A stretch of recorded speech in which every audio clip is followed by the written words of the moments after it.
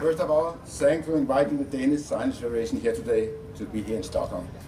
I'm sorry I have a paper with me, but first you have asked me to talk in English, not in Hebrew, not in Danish, so I try as well as I can. I hope you understand me. Today I could have chosen to talk about many issues in relation to Israel, but I decided to share some thought about this question and one question. Have life as a Jew, have life as a friend of Israel become more and more difficult in Denmark, in Europe and the rest of the world? Allow me to take you a little back in the time. About 75 years ago, in late 30, my father he flew from his homeland Germany and from the Nazi to have come to power there. My father had to leave his homeland.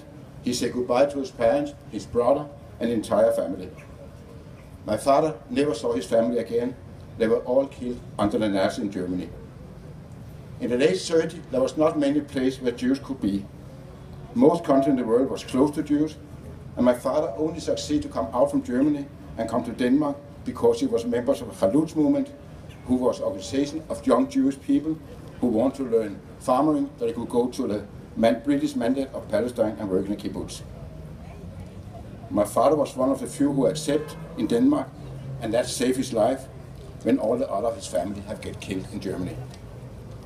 Now let me take 5 years later on, when the Second World War was ended. My mother, she was born from Poland, a Jew. She had not been able to escape from the Nazi. Unbelievably, she survived hell on earth during her years in concentration camp. My mother lost all the ones she loved in the 5 years of hell. Her father, mother, a lot of sisters, many brothers, sisters, aunts, uncles, cousins, everybody. Everybody have go to the gas camper and the crematorium. When the war ended in 1945, my mother, more dead than alive, was taken here to Sweden, and after a long recovery in Sweden, she met my father and they decided to stay in Denmark. A few years later, I was born in Copenhagen, and during my childhood, my parents have given me a very, very big love to Denmark. Everything that was Danish, Danish was our homeland, Danish was our mother language, and my sister and me all of go to Danish school. We believe that Denmark will be our country for the rest of our life. But now I want to come to my great and growing concern. I often think that maybe reaching the point where Jews in Denmark should consider whenever the time have come to leave Denmark and travel to Israel.